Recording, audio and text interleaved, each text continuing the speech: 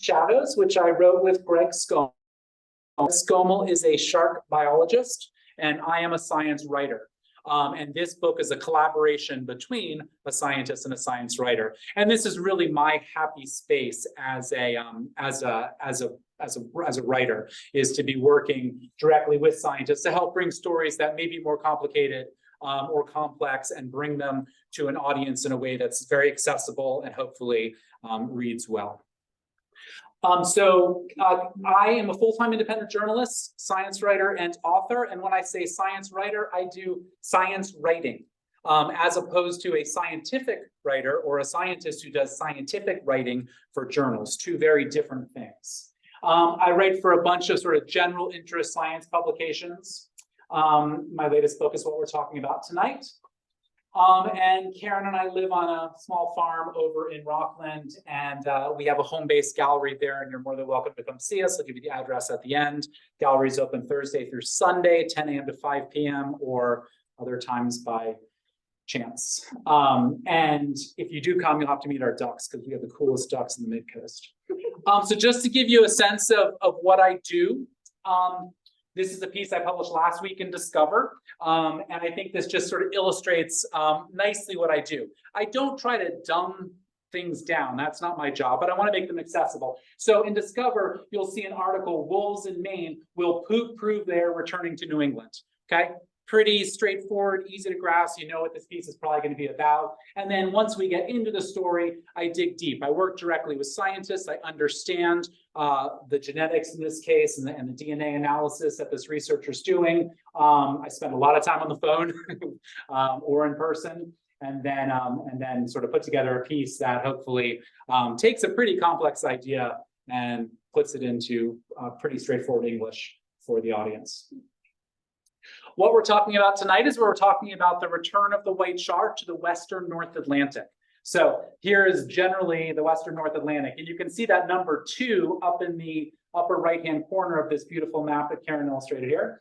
That number 2 represents the northernmost confirmed white shark sighting, okay? So white sharks go all the way up to Newfoundland, probably even a little bit further. And they occupy the whole Western North Atlantic that's seen here, all the way from the New York Bight, which we'll talk about a bit tonight, which is at the bottom, all the way up to Newfoundland, all the way into the Gulf of St. Lawrence. I just spent a bunch of time last week in this area here, which is Passamaquoddy Bay.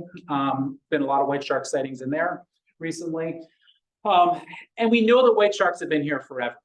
This is not a new phenomenon. This is not a climate-driven phenomenon, although climate may play a sort of secondary role in what's going on. We know they've been here forever, but we also know that they disappeared or their numbers dropped pretty precipitously for a while, and now they're resurging, which is exciting. And I'm not going to spend a whole lot of time talking about science or data tonight, but I just want to give you 2 sort of data reference points to help you understand why I can say with confidence that we are witnessing a resurgence in the white shark population.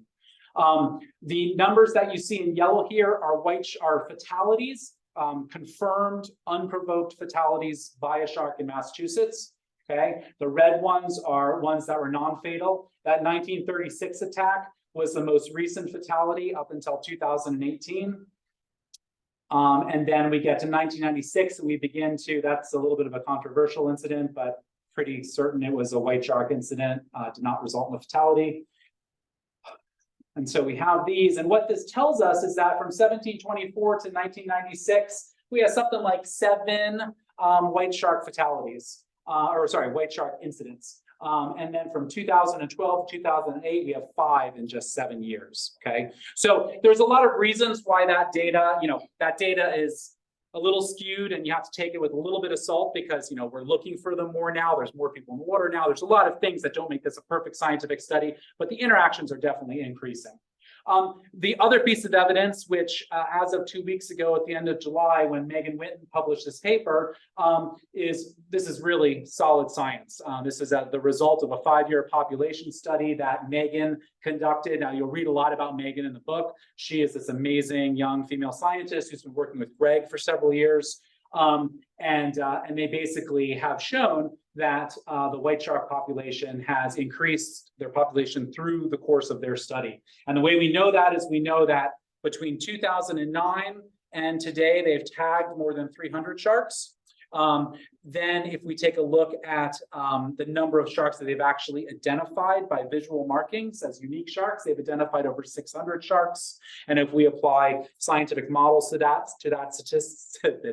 statistical models to that, we can see that the population, the superpopulation is something like 800 to 1,100 sharks. And we know that before 2009, it was very difficult to predictably find a white shark off of Cape Cod.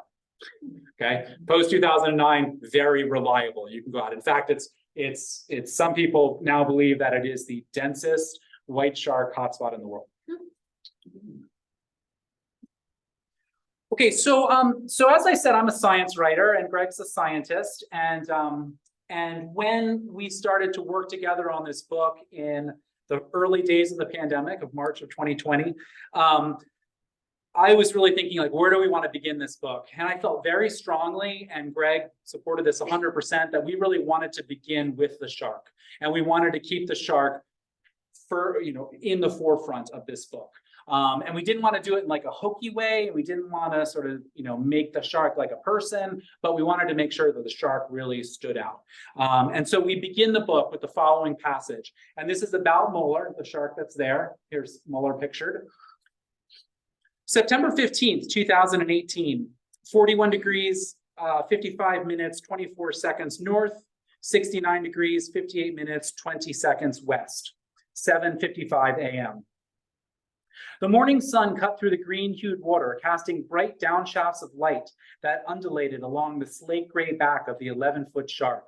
It moved effortlessly, or so it appeared, but also with inimitable purpose. If a fish could swagger, this is surely how it would look. From the side, its pointed snout, large dorsal fin, and crescent-shaped tail disclose its identity. But it's the color, the abrupt demarcation between dark upper and glaring white underside that is unmistakable to even the most casual observer.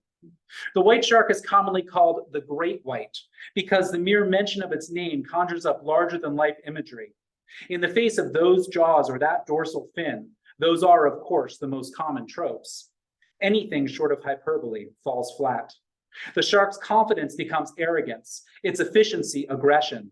It's frequently called mythical, and while it does occupy a central role in the mythologies of many cultures, there really is no need to idealize or embellish. The actuality is enough. The hard reality is that this animal is about as close to perfection as any animal in existence today. Everything about the white shark is purpose-built to excel in one of the Earth's most amicable environments, as it has done for millions of years. The white shark swam here when glacial Lake Cape Cod was still draining, when humans emerged, and when the dinosaurs went extinct. The white shark's ancestors managed to survive every mass extinction event since they arrived on the scene more than 450 million years ago. To call the white shark an evolutionary success story would be like saying Leonardo da Vinci was a reasonably competent artist.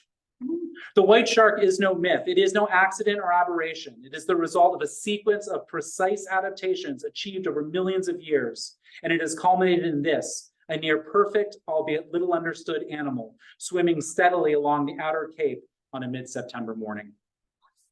So we meet these sharks throughout the book. In the first chapter, we juxtapose this shark's journey. And again, this shark is tagged. This is Molar. Molar was tagged in 2018 by Greg. And so I have the data of exactly where the shark was as it swam along the outer cape on this very specific day. And unfortunately, this was the day that there was a fatality because of a shark bite on Cape Cod. We actually know that Molar was not responsible, little spoiler alert, but you learn at the end of chapter 1, so it's not a big spoiler. But we really wanted to share Molar with people and share sharks throughout. And if you pay attention to the book, I have a friend, Clay Groves, who lives over in New Hampshire, and I was over there giving a talk recently. And Clay said, you know what? He said, if you read the book, you can just read the shark passages which start each chapter, and you can read that as a book in and of itself. And he said he just puts it on the back of his toilet and he just reads that part of the book from time to time after he read the whole thing. And for those of you who are really close readers, you'll note that the first half of the book, the shark is a male. The second half of the book, the shark is a female. And the final chapter, those two sharks get together and we sort of speculate about a lot of things we don't know about white sharks, like where they give birth and those sort of things. So I want to talk a little bit about our perceptions of white sharks and why we have the perceptions we do about white sharks. A lot of it goes back to sport fishing, and we spend quite a bit of time in the book really detailing the history of sport fishing in America, and particularly this man who's pictured in the bottom center, Frank Mundus. He is the character of Quint in Jaws is actually based on Frank Mundus, and Frank Mundus really brought shark fishing to Long Island in the early 1960s, and through the 60s popularized shark fishing to a certain clientele, and then that whole thing kind of exploded after Jaws. But without Frank Mundus, we probably would have a very different perception. Before Frank started sort of popularizing shark fishing, sharks were just a menace. They ate the same fish that recreational anglers wanted to fish for. They ate the same fish that commercial fishermen wanted to fish for. They ate people. They just wanted to get rid of them. They were awful. There was very little even distinction or differentiation between different kinds of sharks. If a shark killed someone, there'd be a shark tournament that would be put in place, and the goal of the tournament would be to kill as many sharks as possible. And it didn't matter what species or whatever, just kill them. It didn't matter if it was a shark that didn't eat, humans or mammals at all, kill it. So that really was a big part of our mentality. Now, how we got there, some of you have probably heard about the 1916 series of attacks that happened in New Jersey. This was a pretty major event. If you're interested in learning more about this, Michael Caputo has a wonderful book called Close to Shore, in which he does sort of a deep dive in sort of a narrative nonfiction way into that series of incidents. But this really stuck in people's minds. This absolutely terrorized the coast of New Jersey and beyond, and really had the government want to get involved in trying to get rid of the shark menace. Another major factor in establishing our perception of sharks, and a lot of people like to talk about Jaws as being responsible, and yes, Jaws did have a significant effect, but in doing my research for this book, I became firmly convinced that World War II and the United States government did as much for an earlier generation as Jaws did for our generation. And why I say that is that in reading article after article after article in newspapers and archives through the time period of the war, almost every time a ship went down or aircraft went down on the ocean, it went into shark-infested waters. Okay, it just became something that reporters just included, whether they knew it was true or not. And the United States government, actually, their only interest in sharks really was to help airmen and sailors be able to survive sharks when they went into the water. So the United States government, most of their effort was put into shark deterrent technologies, most of which didn't work very well at all. And of course, there is Jaws. Jaws did play a role without a doubt. This picture on the left-hand side here, I found when I was writing the book.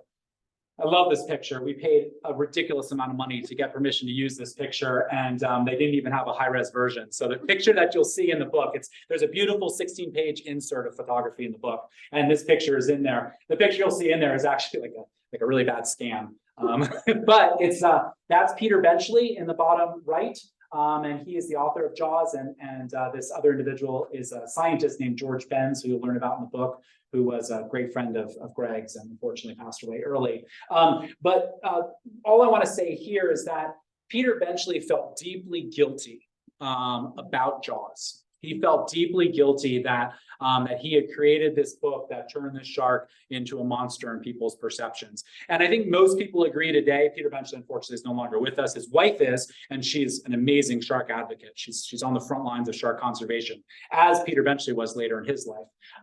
But I think most people agree that he's a little too hard on himself. But when this shark was killed in Noank, Connecticut in 1983 by a couple of sport fishermen, and it was harpooned while it was eating a whale, while it was feeding on a dead whale, and then they shot it in the head and they brought it in, they dragged it in, and Peter eventually went to see it the next morning, and he was just appalled, and he spent a lot of time talking to reporters about it at the time.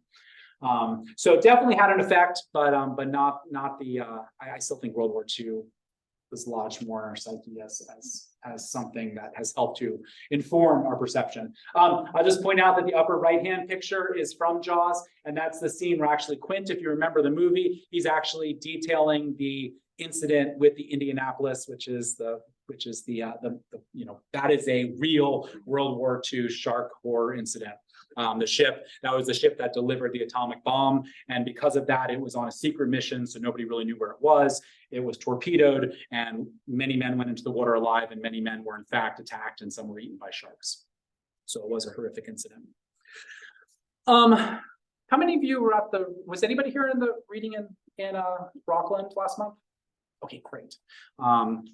I switched it up. I try to switch it up every time, and just to keep it interesting for me, even to read different things. But I did read this in Rockland, and I wanted to share this section with you tonight because yesterday was actually the anniversary of this event that I'm about to share with you. So as important as the Indianapolis was in terms of informing America's perception of white sharks, I would argue that this event that I'm about to share with you is the most important event in terms of shark science in the Western North Atlantic. Had there not been this attack, we would not be where we are today in terms of shark research. And you need to know here that Jack Casey, who I'll mention in this piece, Jack Casey, I mentioned for those of you who are here a little bit early, Jack Casey wrote the foreword to the book, and he was one of Greg's mentors. The lab there on the right-hand side is the Sandy Hook lab, which is in Sandy Hook, New Jersey. You can see in the bottom left, the inset from the map. You can see Sandy Hook, and then you can see Seagirt. This scene occurs in Seagirt. So Jack had just graduated from college. He was established with not a PhD. He was established at the Sandy Hook lab, which was a lab run by the Bureau of Sport Fisheries, which was the precursor to NOAA. NOAA did not exist at the time. And so that's where Jack was. John Brodeur liked to body surf, and on a bright Sunday afternoon in August, he was preparing to ride a wave into the beach at Seagirt, New Jersey, about 30 miles south of Jack's office at Sandy Hook. John was 24 and a junior accountant who had spent too many of the hottest days of the summer in a midtown Manhattan office. But things were looking up. In 1 month, he would be marrying his 22-year-old fiancée, Jean Filomoro. I was as happy as any 24-year-old guy could be, John recalled. The Stockton Hotel in Seagirt opened in August 1921, which was 5 years after a string of shark attacks left 4 people dead and another seriously injured on the Jersey shore. One of the attacks had occurred less than 2 miles north of Seagirt in the town of Spring Lake. In 1960, 39 years after the opening of the Stockton, the hotel was showing its age, but it was still a popular summer destination, and few people had a vivid enough memory of the well-chronicled shark attacks of 1916 to fear swimming in the ocean. In fact, ocean swimming was more popular than ever. Jean, who was a Jersey City first grade teacher during the school year, was working as a waitress at the Stockton that summer. The evening before, the couple had walked the boardwalk, hoping to see Project Echo, the world's first passive communication satellite. It was a new era. The sea was rough that night. Wind-shorn whitecaps cut stark, ragged lines against the dark night beneath the last wink of a waning moon. Earlier in the week, a major storm had developed off the Bahamas and strengthened into a hurricane. It churned its way north, and although it remained out to sea, its presence could be felt lashing the coast. It made Jean uneasy, and she remarked how cruel the ocean and Mother Nature could be. To me, she told John, the waves look like little fingers reaching out to grab you. On Sunday morning, John attended church in Spring Lake. It was a muggy, overcast morning, but the rain kept at bay. By the time the priest was greeting the parishioners as they left St. Catherine's, the temperature had spiked to near 90 degrees. But at least the sun was out. It was a perfect beach day. John met Jean's parents and they headed to the Stockton's hotel's employee beach, where John changed into his new blue and red checked swimming trunks. Jean was planning to meet them later in the day.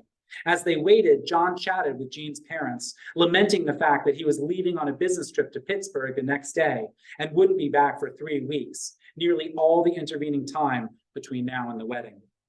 He confided to Jean's parents that the wedding band he had purchased for Jean was a yellow gold that matched her hair. He already had the tickets for their honeymoon to Bermuda purchased and safely locked away in his apartment. When Jean arrived, she was wearing a fashionable horizontally striped beige and white tank suit. Her blonde hair was cut pixie style, and she was deeply tanned.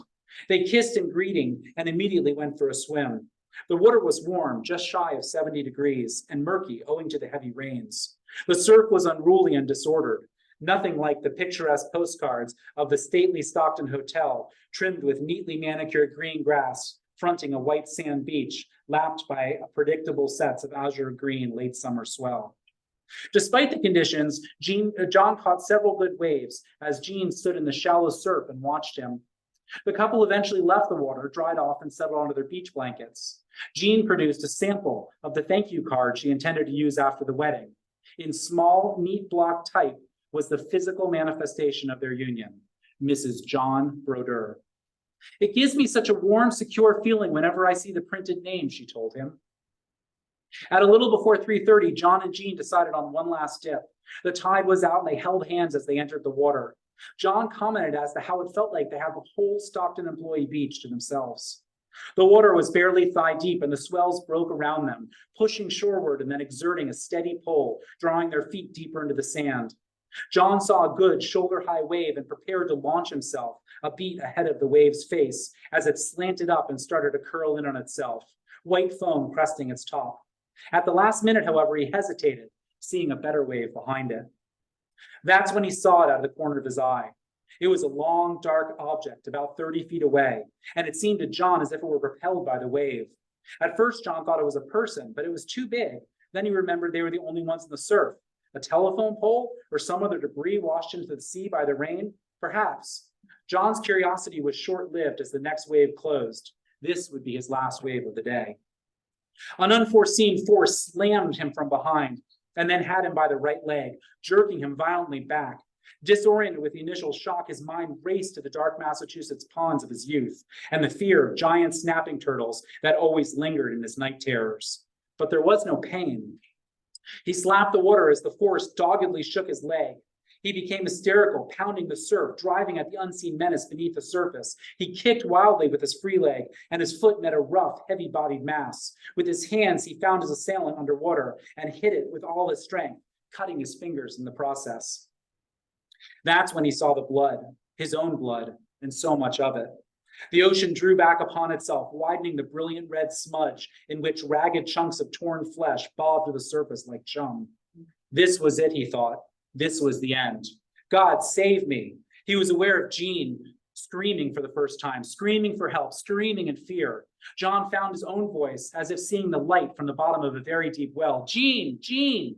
He needed to warn her, to tell her to get out of the water, away from the thing that was going to kill him. But all he could do was shout her name, Jean. As the large wave closed in around John, he momentarily blacked out. When he came to 2 seconds later, Jean was there at his side. She was attempting to hold him up by the arm as she called frantically to the beach for help. The blood spread with the tide and completely encircled them. Before he passed out again, John saw 3 men running into the surf. When John regained consciousness, he was sprawled on the beach. The lifeguard was there, but he was white as a sheet, immobile in his own shock at seeing the trauma to John's leg. Blood pooled in the sand, its acrid smell like the copper top of the hotel's bar. The back of John's calf was tattered pulp, flesh and muscle, torn from ankle to knee and flecked with beach sand and tendrils of seaweed. The protruding bone end was crushed. Bystanders slid in and out of John's vision like shadows on a screen. He was nauseous. Jean was crying. Other bathers rushed from the guest beach. A man's face came into focus that leaned in at him. Unlike the others, who either recoiled in horror or simply looked on slack-jawed with a morbid curiosity, this face was determined. This man fashioned a tourniquet from a leather belt and pulled it tight around John's thigh. John winced from the pain. It was the first sensation of pain he had experienced since the incident. The pain awakened his senses. "Take my pulse," he pleaded repeatedly, recalling something he had learned in a medical class. A man offered him whiskey from a flask, but John knew alcohol was bad for someone in shock. He was in shock, right? Was he going to die? His future father-in-law leaned over him, repeating, "The ambulance is on its way. You'll be all right, John. You'll be all right." John's mother clutched his hand. "Oh, John. Oh, dear John." John slid back and forth between bouts of conscious clarity where the pain scalded and he pleaded for someone to take his pulse, and then the shadowy world where reality became as dark as the previous night, when Jean had remarked how cruel the ocean could be. A priest came running from the guest speech and muscled his way to the forefront. "Is this boy a Catholic?" "Yes," Jean's father said. "Please stand back, everyone," the priest said. "I would like to administer the last rites." John, in his delirious state, responded by insisting it must have been a snapping turtle. The last thing he remembered before passing out again was a confident voice that said, "No snapping turtle did that. It's a shark bite." So that happened in 1960, yesterday. And it was a significant event because Jack Casey was actually, the scientist that I mentioned earlier, was actually working at the Sandy Hook lab, which was nearby. And predictably, after shark attacks, there's a media frenzy and things get blown way out of proportion. Everything that's seen in the water is a shark. And people who are involved in business and seaside communities often begin clamoring that this is going to destroy our economy. And then they turn to the government, say the government must do something. And because there was this new government lab, literally just up the coast, they turned to the lab and said, "What are you going to do?"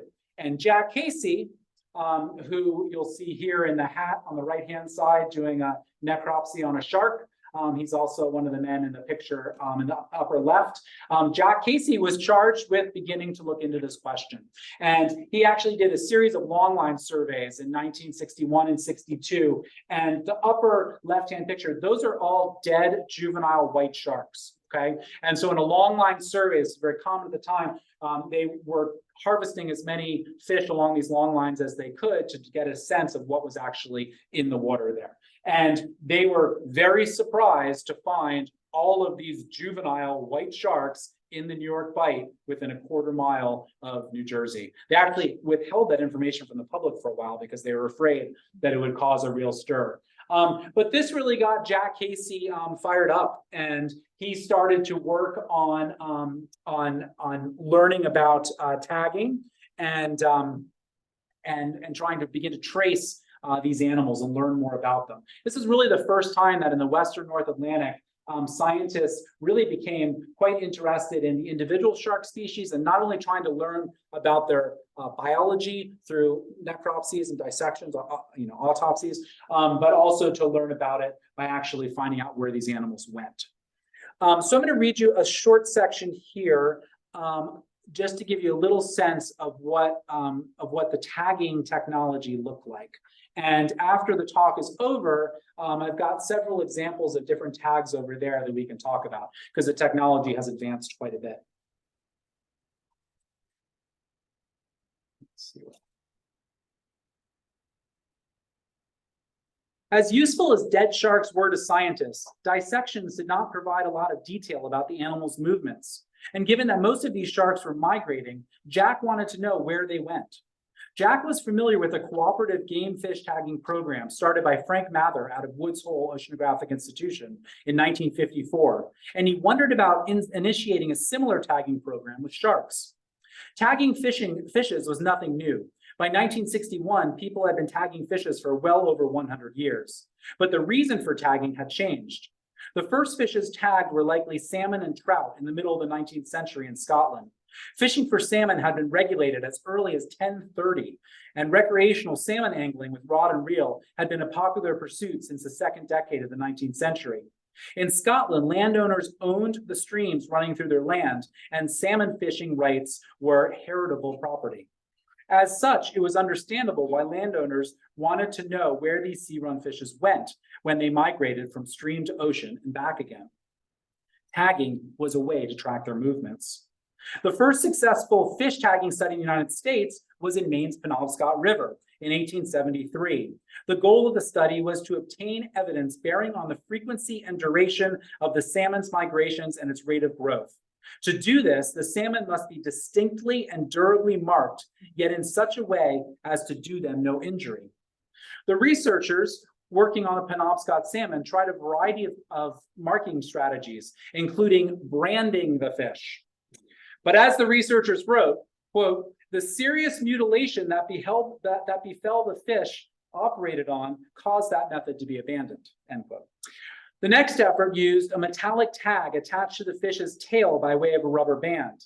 But that method was also abandoned because no salmon marked that way was recovered.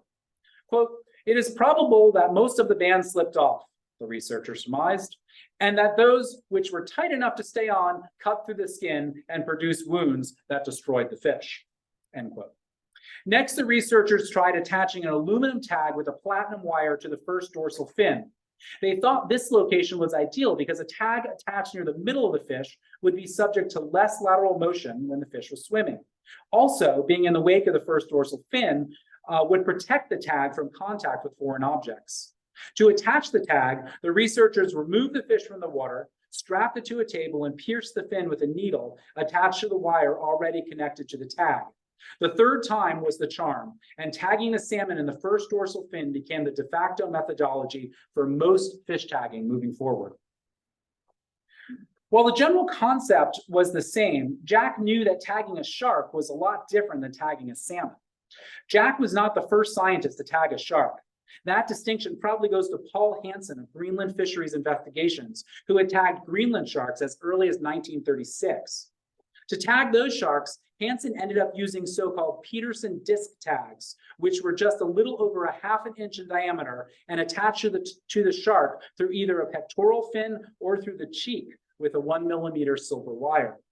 The Peterson tag became the most widely used and successful tag through the early 1960s, but Jack knew it wouldn't serve his vision well.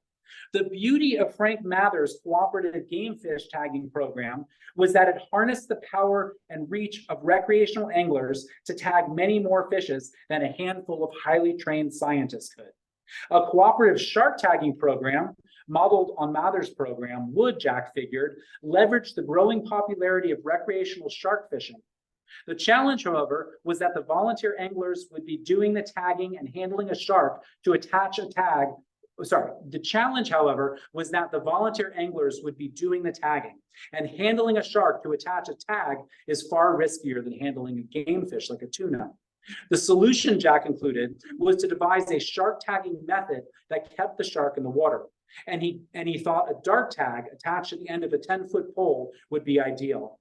The angler could simply jab the tag into the shark's back through the base of the first dorsal fin. In November 1962, Jack participated in a research cruise with Frank Mather, during which they tested dart tags on sharks. That November, they tagged 38 sharks, including 33 blue sharks, 4 mako sharks, and 1 hammerhead shark. Jack had proof of concept. With both the technology of the mark recapture methodology in hand, Jack set out to implement his shark tagging program in the summer of 1963. His volunteer recreational anglers would hook a shark on rod and reel, tag it, and then release it. The tagger would then record important information, including date, location, species, length, and sex, and send that information to Jack's program. Then Jack would wait for the same shark to be caught again and for the tag to be retrieved and returned to him. These data would be fed into a growing database that would provide not only data on shark movements, distribution, age, and growth, but also estimates of the size of the population. The next summer, Jack selected 60 cooperative sportsmen from the hundreds of applications he received from enthusiastic anglers and distributed tags to the volunteer shark anglers. After training these anglers in proper tagging techniques, the anglers went on to tag 200 sharks from Delaware to Cape Cod. During that first year, 3 of the sharks with tags were recaptured and reported back to Jack. While both the Canadians and the Norwegians had attempted some limited shark tagging in the North Atlantic previously, Casey's program, which he named the Cooperative Shark Tagging Program, soon became the most successful shark tagging program to date. And that program has continued to today and has been responsible for tagging upwards of 300,000 sharks since 1960. And what percentage do you think they've have recaptured and gotten the tag for? Any guesses? What did you say? 5. Yeah, 5.8 is the percentage that they've gotten back, which seems like a tiny percentage, but it's actually yielded an incredible amount of information. They've tagged 52 species, and they've actually recovered or recaptured 33 species. And we have examples of what those tags look like over there, so we can show that to you at the end if you're interested in learning more about that. And that technology has changed dramatically over the years. So Greg Skomal, my co-author, as I said, Greg is a scientist, I'm a science writer. This book was a collaboration between the two of us to really get his story out there. And so in writing the book, it was important to create Greg as a character for the reader. Greg and I joked about that sometimes, but it was important to establish things like his origin story. Like, I needed to know, like, when did you first think about a shark? You know, when did you first see a shark? What was that like? When did you know you wanted to be a shark scientist? And Greg and I had lots of conversations, again, during the pandemic via Zoom. We all had lots of conversations. And Greg and I, and it was really interesting to sort of hear, because what is in the book wasn't what came out on our first conversation. And if you think back to your own story, you probably know that, like, things you think you remember, maybe you didn't actually remember correctly, or maybe that was somebody else's memory, or somebody said that, repeated that so many times that you sort of took it on as your own. So my job was really to just interview Greg over and over again, and then go to my various research sources and try to glean more information, then go back to Greg and say, what do you think about this? So I'm going to share with you the very first section of the book where we begin to talk about Greg's interest in sharks. So the book is written in first person. This was a decision we actually made pretty late in the process. The book was originally in third person, and we decided that really, to bring the narrative home, the reader needed to hear this in Greg's voice. So when I read I'm reading that the I refers to Greg, not to me. The first shark I saw was on television. It was 1968, and I was 6 years old. My family, me, my parents, and my 6 siblings, had recently moved to the big 1915 brick colonial house on Lookout Drive in Fairfield, Connecticut. From my bedroom on the 3rd floor, I could just make out Long Island Sound. In the other direction was the sweep of the Brooklawn Country Club golf course. Founded in 1895, when this area was both the center of Connecticut industry and one of the most fashionable New England cities, Brooklawn remained a bastion of a bygone era, even as the surrounding neighborhoods lost a touch of their gilt in the waning years of the 1960s. While my house didn't retain all its period details and was ready for more than a few home improvement projects, it was perfect for our large family, and my father had gotten a good deal on it. Off the back of the house and overlooking the 16th green of the golf course was a large sunroom where our only television set resided. It was one of those large boxy affairs that dominates a room, owing to its state-of-the-art cathode ray tube technology. With 7 children ranging in age from 14 to just under a year, securing the television for a specific show was rarely a foregone conclusion. But on the night in question, But on that night in 1968, ABC was airing the first episode of the US version of The Underwater World of Jacques Cousteau, and nobody was fighting to turn the channel. My brother Bert, who shared the large bedroom with me on the 3rd floor, sat beside me. Bert is a year and a half younger, and as the show began, he noticeably recoiled from the television as the otherworldly shape of a hammerhead shark swam out of the darkness towards the camera. The shark was filmed from below, and because of the thick lead glass commonly used in tube televisions, the colors were muted, lacking the real-world clarity with which the modern viewer is accustomed. The result was a preternatural feel, heightened by a musical score hovering between dread, anxiety, and the paranormal. The title Sharks appeared on the screen in a mustardly yellow as the hammerhead turned and circled back. A clash of cymbals broke the pounding cadence of kettle drums. The intensity swelled and ebbed like a dangerous riptide as the shark circled.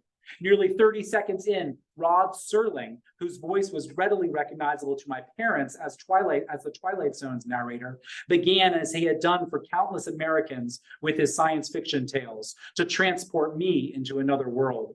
It was a world that was as mysterious and beguiling to me as space to an aspiring astronaut.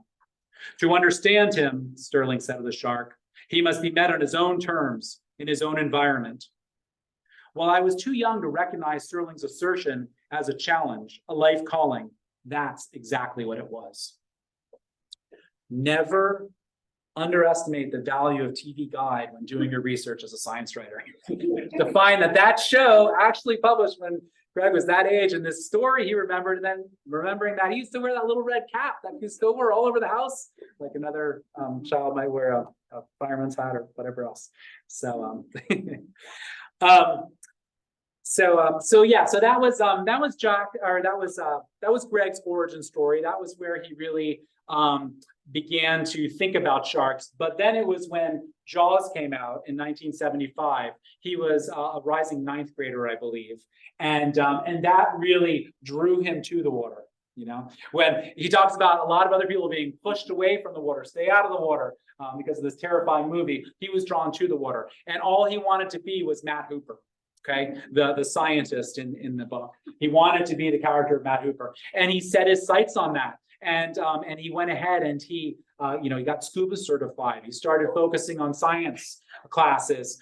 He really began to sort of immerse himself and prepare himself. He went on to URI then, and then after URI, he began working with the Apex Predators program, which Jack Casey was heading up. NOAA now existed, so Jack had moved from the Bureau of Sport Fisheries to this new organization, NOAA, and they were working out of the Narragansett lab in Rhode Island.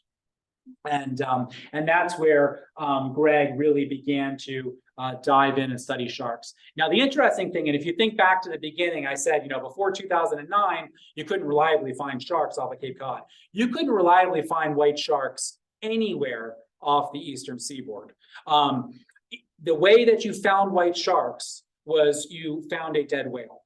And if you found a dead whale, there were usually several white sharks feeding on it. But they were not in nearshore waters. They were not right off the beaches as they are today. And so Greg had this realization when he was in college, and then starting to work with the Apex Predators program, and then going back for graduate school, where he was like, wow, I really want to work with this animal from Jaws that inspired me, the white shark, but they just aren't here reliably on the East Coast to study. And so he had to make a decision. Do I want to go to the West Coast, where there were reliable populations of white sharks, and study them there and study with researchers there? Or do I want to stay in Narragansett, Rhode Island, working with the Apex Predators program, working with Jack Casey, Wes Pratt, and these other mentors that he developed. And he ultimately made the decision, it would be great if I could work on white sharks, but I just think all sharks are fascinating, and I'm just going to focus on sharks, realizing that white sharks are not going to become a big part of my career. So you can imagine it was very surprising to him that white sharks, he now found himself, when he took his first job, he ended up on Martha's Vineyard. He became the regional biologist on Martha's Vineyard in 1987, and was working on sharks there. In 2004, does anybody remember when that shark got stuck, the white shark got stuck in the salt pond in the Elizabeth Islands off of Buzzards Bay? That shark, Greg went over. Greg actually didn't believe the story at first. He went over and saw it, and yes, in fact, that was a white shark. He spent 2 weeks trying to help this white shark get out of this area that it was trapped. It had swum in at a high tide, and then refused to leave because it was afraid it couldn't make it out over these eelgrass beds. He spent 2 weeks working with that shark, and was just, amazed, because nobody had an opportunity to spend 2 weeks with a white shark in the wild. And so he was really able to study that animal. It was also incredibly nerve-wracking for him, because the media was all over it. So he was doing press interviews every day. And then he was just stressed about, he did not want this animal to die. He wanted to get it back out to the ocean, which they ultimately did. And we detail that in length in the book, if you're interested in that story. And then it's really not until, there's a couple white sharks here and there. Sometimes one gets caught in a net. Sometimes there's a sighting. A lot of the sightings are, as is the case here in Maine, often in Penobscot Bay, a lot of the sightings are actually end up being ocean sunfish, which people frequently mistake for a white shark with the fin. And also basking sharks off Martha's Vineyard and the Cape are frequently mistaken as white sharks. So they're really, they were here and there, but there wasn't a whole lot. And then it was 2009, and Greg was in a meeting in Massachusetts. He was working for the state of Massachusetts then as the regional biologist for Martha's Vineyard. And he got a call while he was in a meeting. He went out, his buddy, who was pilot, was flying over Monomoy. Okay, so Monomoy is the southern part of the southern tip of Cape Cod. And his buddy saw a bunch of large sharks right essentially on the beach in very shallow water, right in the surf line. And he called up Greg and said, I think they're white sharks. Greg went and met him, went up in the plane. Sure enough, he was like, those are white sharks. They went on the boat, and in the fall of 2009, around Labor Day weekend, they tagged the first 5 white sharks, successfully tagged the first 5 white sharks. So that was where it all sort of began. 2010 came. He wasn't sure, was that an anomaly or is that really what's going on? And sure enough, the sharks returned to lively in 2010. And as I detailed at the beginning, went from tagging a few each year to tagging more and more and more. And now they've tagged over 300, individually identified more than 600, and estimate the population to be anywhere from 800 to 1,100. So pretty remarkable story, this trajectory of the shark returning. And pretty remarkable for Greg, this kid who wanted to study white sharks. Didn't think he's going to have the opportunity. Just was like, okay, I'm going to do my thing. He actually established a shark tagging or a shark research program for Massachusetts. And then all of a sudden he's in the white shark hotspot. So pretty neat. I'm going to read this next section tonight because I think you guys will appreciate it more than some other audiences.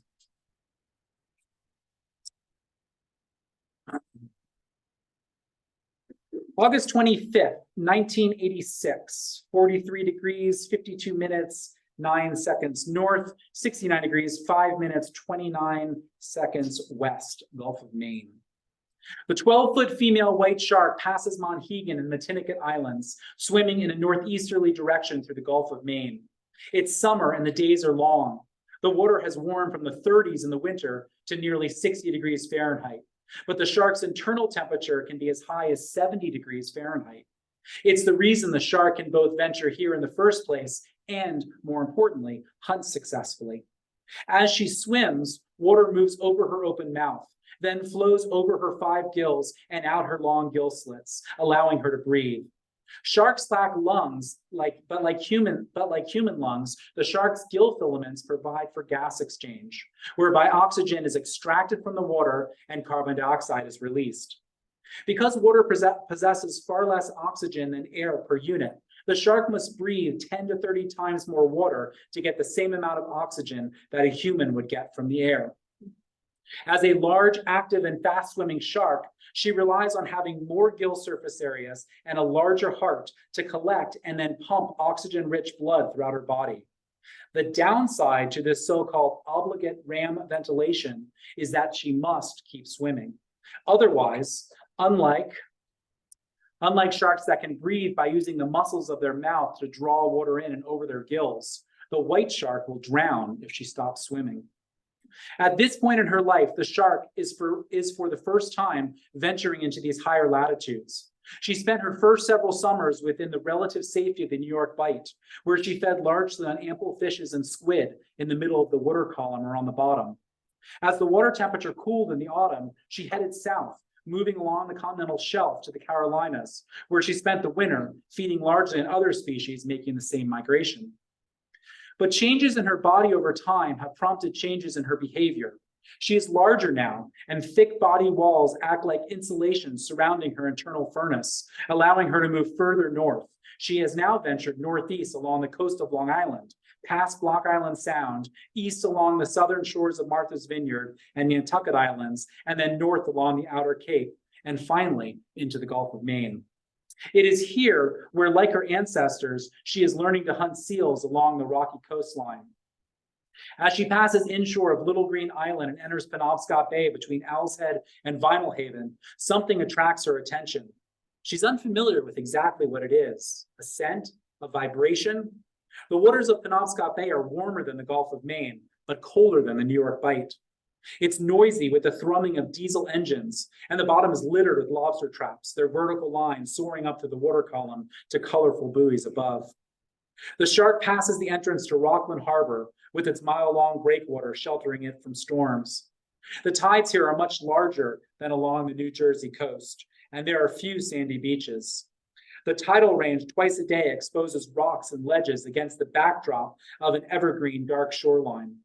The tide is rising now, and the shark swims closer to shore, exploring the drop-offs as turbulent water fills the crevices along a low ledge near the entrance to Rockport Harbor. Rockweed undulates, gulls circle above. As the ledge gives way to the tide and submerges, there is a disruption in the water.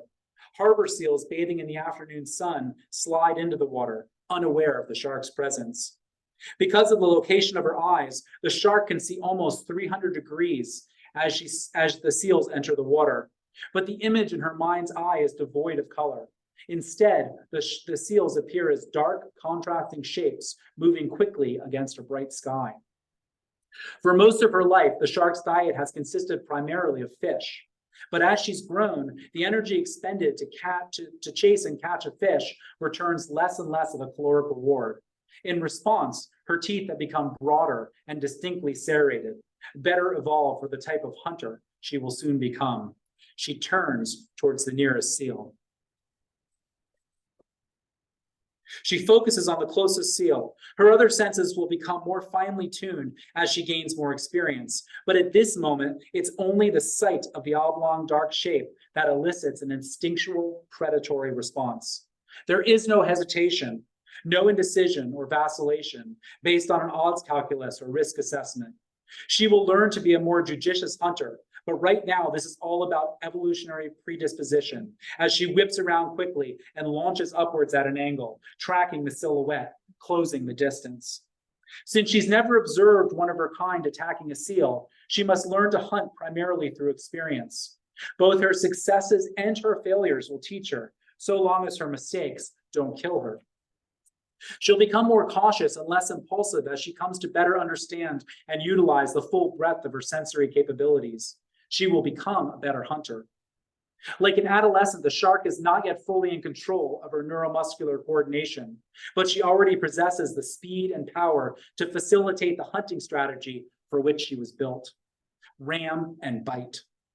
Her underslung jaw, armed with rows of blubber-tearing serrated teeth and anchored by muscle, can generate an immense force. Her jaw protrudes as she closes on her target. Her eyes roll back an instant before impact.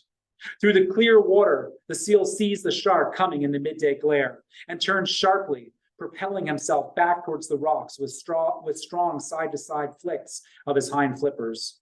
As he turns, he catches the shark's girth with his claws on his foreflippers. The seal is a large male weighing close to 250 pounds and approaching 5 feet in length. Now that he's seen the shark, he can easily outmaneuver the pursuit. The seal is no menhaden and flings herself out of the water and onto an exposed rock. The other seals, many of which are smaller and would have been better targets, scatter and make their way back to the safety of the rocks too. A gull that was eating an urchin looks on, distracted by the disruption. Nobody else has seen the drama. The summer day on the coast of Maine is undisturbed by the shark's appearance. The shark turns and continues up the bay with long, methodical sweeps of her caudal fin. She takes water in through her nares, forcing it over her olfactory receptors. And while the oft-repeated, "a white shark can sense a single drop of blood in a swimming pool," may be overstated, she definitely senses blood.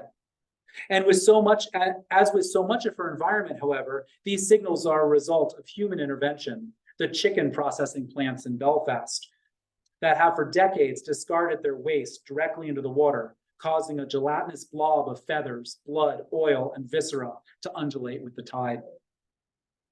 But it isn't just her sight and sense of smell.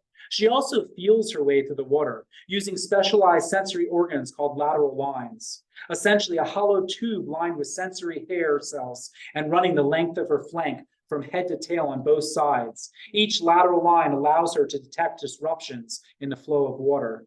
The tubes, a sort of extension of her inner ear, allow her to both hear and feel with her entire body, interpreting vibrations as much as 300 yards away. Utilizing this sophisticated sense of touch, she can determine the direction of potential prey, a flailing fish or cavorting seal, with deadly accuracy. Sunset comes late to Maine in the summer, but the moonless night beneath a brushstroke of the Milky Way brings a placidity to Penobscot Bay. The shark glides through the dark stillness as wisps of bioluminescence create star trails through the dark tidal currents behind her. This environment, like the shark's new dentition and changing behavior, is nothing like that with which she was familiar. The sandy beaches of the Jersey Shore Cape Cod, or even southern Maine with their shoal water. Instead, the rocky shoreline often drops off quickly, meaning the shark can get close in without the worry of beaching herself. She can hunt from deeper water near shore, coming at her prey from beneath as opposed to charging in the shallows. She will adapt. There is no other choice. So as a science writer, my sister, who's an English teacher in Virginia, I teach her English class a couple times a year, and she goes and has coffee or something. I shared some of these sections with her students about the shark, these shark point of view sections. And the first thing she said to me, she's like, "I'm so angry with you." She's like, "I don't like science, and you made me learn science." That's the way it's done. Okay, so we're closing in on the end of our time. So I think that I want to make sure that you're all aware that in 2018 there was in fact a fatality. So when Greg started seeing these sharks in 2009 off the Cape, there is this big question on the Cape of what's this going to do to our economy, and is somebody going to get injured? And Greg increasingly felt like it was inevitable that there was going to be an incident. And in fact, there was an incident in 2012, and then there were several more incidents. Nobody was killed. There was a very severe incident that happened in August of 2018, and then in September of 2018 there was the first fatality since 1936. It was a boogie boarder. He was a boogie boarder, and we talk about that in some detail in the first chapter. And then, of course, in 2020 we had our fatality here in Maine that occurred off of Bailey Island.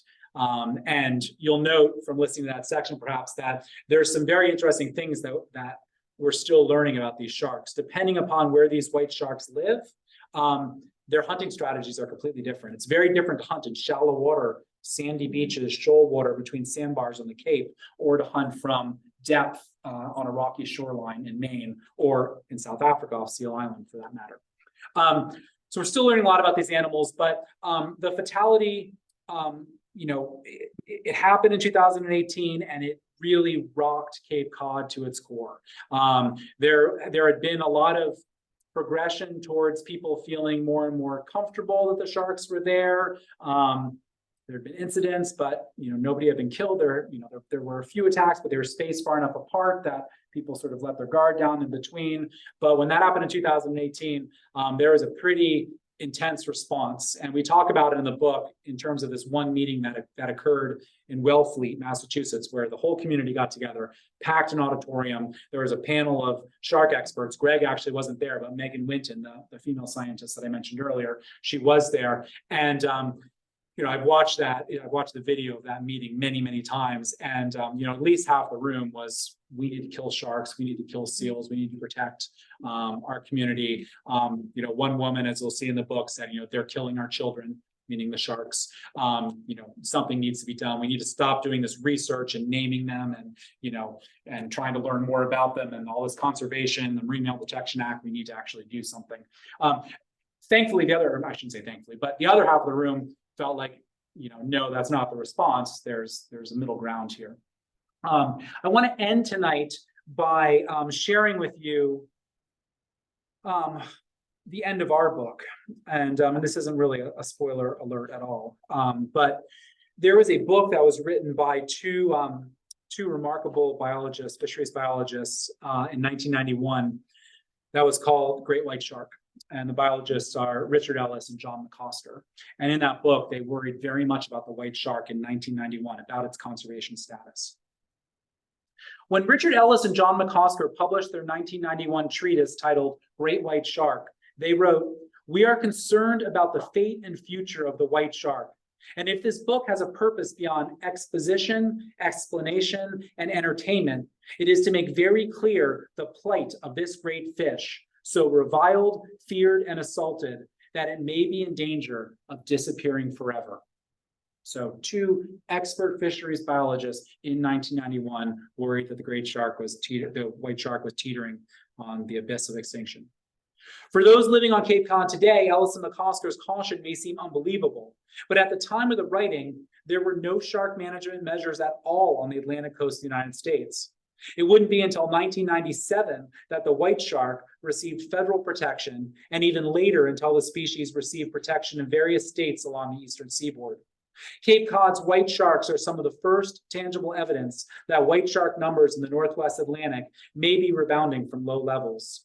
We've come a long way, but we still have a challenging path ahead. When people advocate for an imperiled species, move away from this stuff, from the blood and gore. When people advocate for an imperiled species, the situation may seem so desperate that it's hard to imagine what success might look like. It's even harder to imagine how that success could trigger a return to the very same mentality that caused the species to be imperiled in the first place. But that may be what we are seeing in the Northwest Atlantic with white sharks, a shift in perception. Restoring an apex predator to an ecosystem is a monumental task, and there are few successful examples. In part, that is because we, as humans, are loath to give up territory we've claimed. We return the gray wolf to Yellowstone, but we shoot it when it leaves the park boundaries and enters our territory. Since the second decade of the 20th century, we've claimed the ocean as our escape, our respite, and our playground. We slayed the monsters that inhabited it, and we tamed it with lifeguards and a bevy of amenities, ranging from toilets to food huts. In our collective view, the ocean became safer, and over a century, we slowly altered our behavior toward it. We developed more seaside resorts and beaches for recreation. We spent more time in the water. We introduced our children to it. We learned to surf and boogie board and paddleboard. We designed wetsuits, allowing us to extend our range northward and longer into the colder months. Ultimately, we gave ourselves the impression that we had conquered it. We made it both suit and serve us. Now the white shark has returned to one of America's most iconic summertime destinations, and it's challenging our perception of what the ocean is to us. For the first time in a long time, we have a hazy sense of what it means not to be the top predator. For the first time in a long time, we've had to consider what it means to be prey, even if we're only mistaken as such. What do we do with these emotions? Do we celebrate our ecological successes, the restoration of an apex predator to an ecosystem, or do we defend our hard-won territory? Is there a middle ground?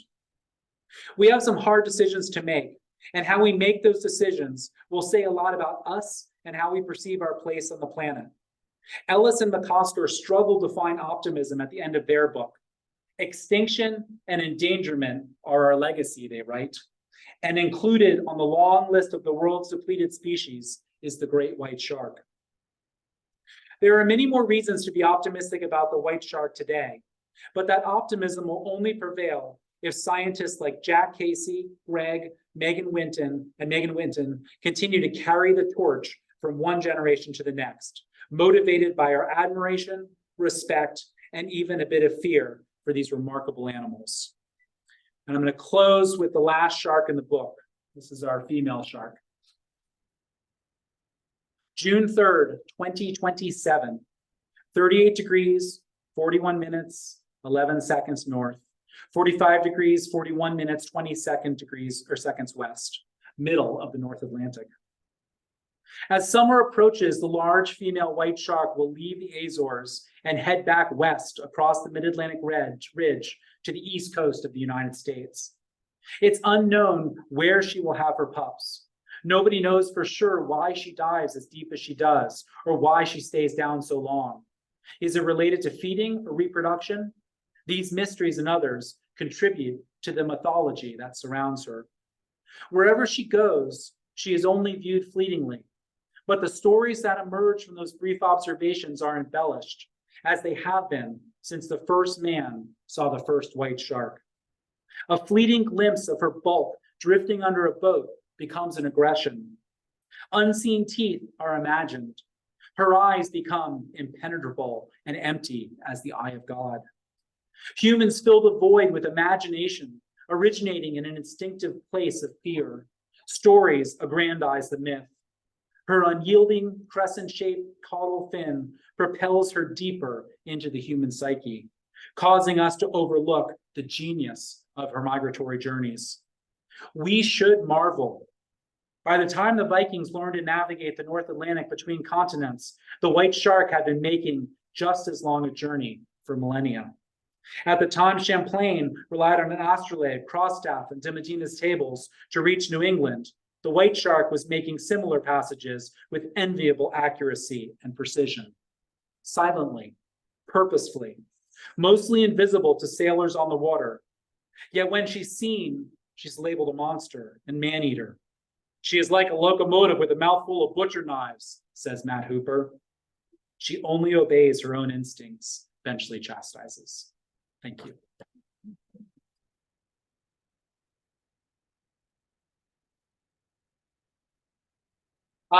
So I just said that I would pass this on. We do have a gallery. Karen, my wife, who did the illustrations of the book, she has a gallery in Rockland. It is at 239. Oh no, it said 29. The 3 key is not working on my computer. You have to push it really hard. 239 Cedar Street. She has cards. But it's the Karen Talbot Art Gallery. We're open Thursday through Sunday, 10 to 5. The gallery show this year is based around the 3 books that Karen's work is in. This is just one of them. She's got 2 other books that have amazing artwork as well. So please join us there. And if you care to stay in touch, please feel free to reach out to me anytime. I'm happy to answer questions. If I don't know the answer to your questions as a science writer, I'm more than happy to say I don't know, and I will go and find it out for you. So with that, can we take a few questions? Is that okay? Yeah. Okay. Sure. Any questions? Yes. What should you do if you find yourself in the water with a white shark? That's a great question. Yeah, I mean, so the gentleman who was attacked by a white shark in Massachusetts off Cape Cod in 2018 in August did punch the heck out of the shark's face. And they say that's, if you're already that close, you're in trouble. But if you're there, yeah, I'd do anything I could. The better thing to do is to avoid them. Don't swim with seals. You'll read an account in the book of these 2 kayakers who used to think before 2009 that if they were kayaking with seals, they were in good shape because the seals would certainly be aware if there are any white sharks around. During that paddling trip, a white shark took a seal right beside their kayak, and they said, oh, I guess we were wrong. So don't swim with seals. Don't look like a seal. And if you're really concerned, don't go in above your knees for a while, or just be careful about where you swim. There is a wonderful app called Sharktivity that I encourage everybody to get a hold of. The Sharktivity app is not really a public safety tool, but what it will do is it'll show you where the sharks have been sighted or where they've pinged these acoustic receivers, like the one that's over there. And you'll get a sense of, sort of where they are. Some of the most exciting things that Greg and his colleagues are working on now is they're really studying the fine scale movement of these white sharks, particularly when they're in predatory mode. And they're really learning a lot about what they do when they're hunting. And there's the possibility that combining temperature, depth, water turbidity, the clearness of the water, and other factors might be able to allow us to develop some sort of forecasting tools that might let us know where a shark incident might be more likely and where it might be less likely. I liken that as a surfer. I liken that to all the apps that we surfers use before we go surfing. We log on and we check all these different things to get a sense of where the best swell is going to be. Maybe someday we'll have a tool like that for white sharks. Yeah.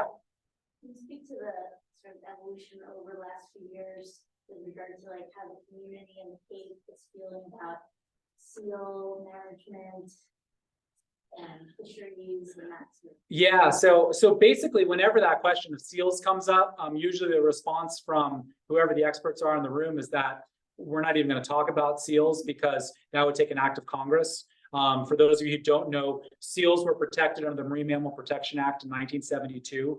And so in order to change that, it would actually take an act of Congress. So no state, no beach manager, no state fisheries manager can say, okay, we're gonna open up a harvest on seals.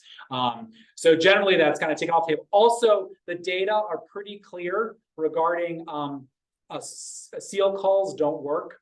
Removing seals just don't work. And it's remarkable how many seals have returned. I didn't mention it tonight, but for those of you who don't know, we pretty much extirpated seals. We got rid of them from the whole New England coastline by the early 70s. And we did that by bounties. So if you were a fisherman, or you were anyone, but particularly a fisherman in New Hampshire, Massachusetts, Maine, you could actually kill a seal, kill as many seals as you could while you're out fishing, and cut their nose off and take those noses to the town office at the end of the day, and you would be paid per nose, a bounty from the state.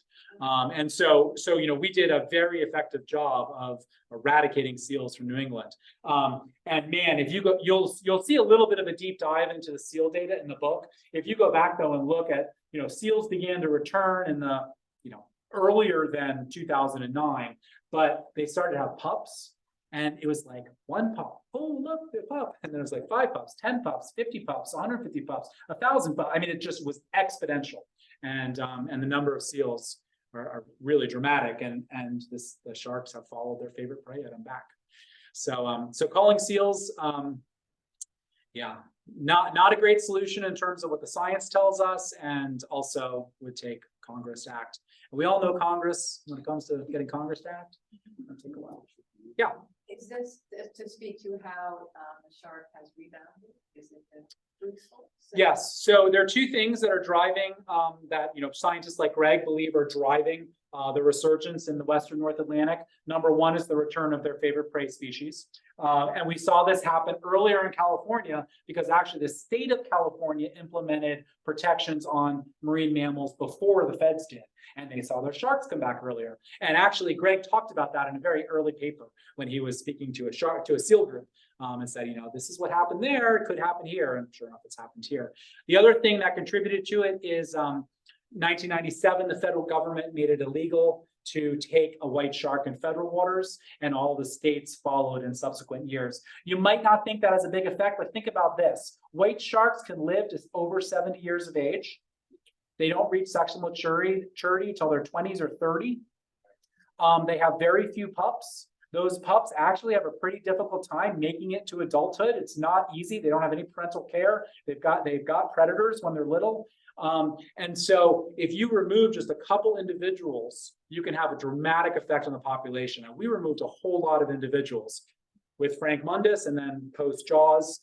In that era, we removed a lot of individuals. And there is one study from the Farallon Islands in California that showed they removed 4 white sharks from the population, a fisherman did, and it had just this oversized result in the population that was documented by scientists. Do we have any from online? Nope. They're just stunned. All right. All right, online people. Yes. Have you been on the ship? I have, yes. What was that? Yeah. Speak personally to your thrill, or? Yeah, it's great. So we started this book during the pandemic, and because Greg is a state employee for the state of Massachusetts, they have very strict COVID protocols. And the boat that Greg operates on, well, you can't talk about it, but that's the pulpit of the boat. But it's a relatively small center console boat with a tuna tower. There is a pilot who's up in the air, and the pilot is spotting the sharks. The state, because of their strict protocols, I couldn't go out. And then finally, in the fall of, was it 20 or was it 21? I don't know. We were way into the writing period. And so I did get to, Greg was like, you can be down here at 6 a.m. To the Cape. And I was like, all right, I'm getting up at 3. And I drove down and met them, went out for the day. And yeah, to be out on the boat is remarkable. I think just about everybody that I interviewed for the book who's dealt with white sharks up close in the wild, particularly from above, talks about their girth as being the most remarkable thing, and I would certainly echo that. It's just that girth. I mean, they're big, they're long animals, but their girth is absolutely remarkable. The other things that are remarkable is that the day that I was out with them was actually a record day for tagging sharks. Things heat up in August, September, October, and into early November, and then the sharks begin to move south again. The day that I was out, Wayne, who was up in the plane, he put us onto sharks as soon as we got outside onto the outer Cape, and we were on sharks the entire day. Like, it was no problem finding sharks. And many of them were right in the break, or just outside the break in, 10, 15 feet of water. So that really sort of opens your eyes. And you know what that means? You know what I walked away thinking though? Is like these animals are really good at what they do. Like, yes, they make mistakes. We had a mistake, we've had a few mistakes, but they're really good. If they wanted to target humans, we'd have a lot of incidents. If there's that many sharks hanging out right off the breaks of the Cape, And we've had these few incidents. That's pretty remarkable. So they're very good at what they do. All right. We gotta wrap up. All right. Thank you so much. Yes. So if you like a book, Karen's there.